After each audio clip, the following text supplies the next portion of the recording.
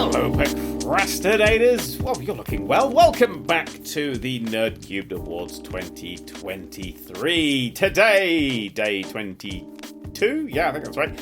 We're going to be giving out the I Don't Think I'll Play Anything Else Ever Again award. And this is a direct quote from the person who is giving this award out, because this is the award for Rebecca's Game of the Year. Yes, my partner has normally a strange taste in games. You'll get some oddities that I never would have thought about in here, and very nearly this was another year like that, because this was the year that Rebecca and I discovered the delights of the New Style Boutique series on the 3DS, which is a series of games where you run a fashion boutique, but you're not just like, I'm designing the clothes.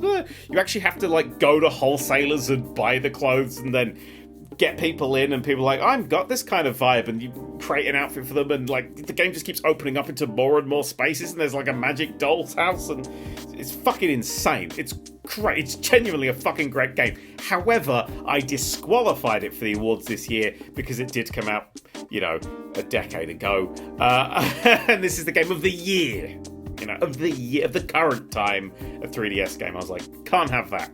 Put my foot down. And then Rebecca decided to pick something that I was already going to give an award to. So, the award! Rebecca's Game of the Year, and also my Early Access Award, Shadows of Doubt. Shadows of Doubt is the open world murder mystery detective them up, where you start the game, it generates a world, it populates the world, it gives the populace things to do in the world, and then it makes them murder each other slowly, and you have to investigate the murders and solve crimes and find things that have been stolen and just a whole bunch of things. But in this fucking city that's generated, you can go in every single room, in every single building. If it's fucking 20 stories high, you can go up to the fucking top and go in the penthouse. You might even be able to buy that penthouse, because you can buy your own fucking place.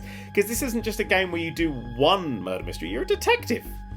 You have to live in this world. You have to care about your hunger and your thirst, and if you're getting too chilly and wet being outside while it's raining and it's slightly cyberpunky dystopia, you then, go sit in a booth in a fine eatery and have a drink and watch the rain splatter against the windows as you fucking fiddle about with your pinboard trying to work out who the murderer is. And it is unbelievable. I literally cannot believe that this game exists. This is the kind of game that shouldn't exist.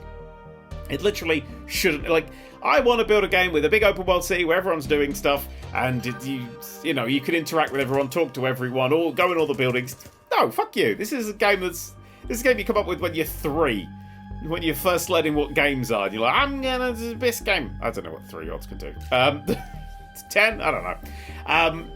But it exists. It's real. It's in early access, and it is incredible. For its price, if it never got updated again, I'd be a bit sad, because I want as much of that game as possible. But honestly, it's worth the fucking asking price. It's the amount of hours I've spent solving crimes and leveling up my social standing and gathering money and using that money to buy apartments and then just existing in the world. And suddenly it becomes a very immersive, lived-in... I like a good bit of immersion.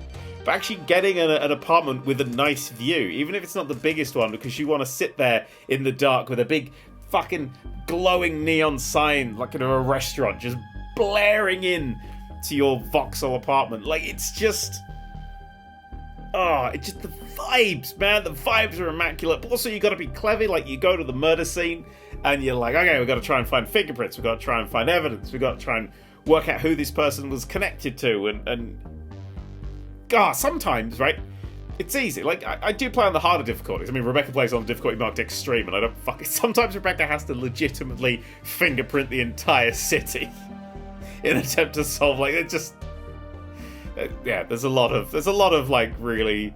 At one point, it's genuinely true, Rebecca tried to make a database of everybody's identity and fingerprints and all that, so if any crime came up, they could go, that one did it.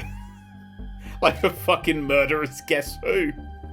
But the game couldn't take that because the cities have hundreds of people in them. It's not just like these little things. If you have the largest city, it's like fucking 5 or 6 blocks by 5 or 6 blocks, and these are big fucking tall buildings in it, and everyone's filled all of them, and it's so fucking good. I do enjoy like when there's a nice. So Rebecca's going around doing this like really intensive like detective work, and there's me kind of someone's been murdered, and I go and I'm like, oh, this is a nice place. I'm gonna keep an eye out for when this goes on sale. But I'd say the one thing that happened, and I don't know if it was a bug, but it's happened to me so recently, and it just made me cackle with laughter, was I jumped out of the 17th floor window. I was being shot at. I had fucked up. So I threw this like jar of candy at the window, and it shattered, and I leapt out, because I was like, maybe there's a chance I'll land in something. I didn't. I went right onto my legs and woke up in hospital a little while later. But from that moment on, and I don't know if this is design or bug, but either way, it's amazing. My character was about half the size. Like I'd actually compressed their bones. And they were revived, but they were always going to be shorter. And I spent the rest of the time just talking... just talking to people's crotches. Like, holding up bits of paper. If you see this person, someone's cock and balls, you know? Oh, it was the funniest fucking thing.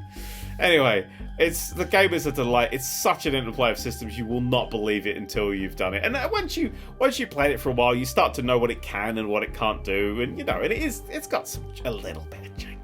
There's some jank to it that makes some of the murders potentially impossible. Maybe it's just not good enough. Fuck you.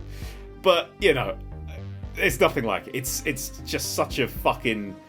Oh, it's so good. It's such a great game to play. It's hysterical. It's thinky. It's immersive. You just can lose yourself in it. And Rebecca's right. If that was the only game you could ever play, I'd probably be okay with that. Anyway, what a great choice for a reward. Tomorrow! Oh no. Oh no. Tomorrow, it's one of the only awards that comes back. It's the Bobby Kotick Award. Get your booze ready. And by that I mean the ability to boo, not alcohol. In fact, get both. I'll see you then.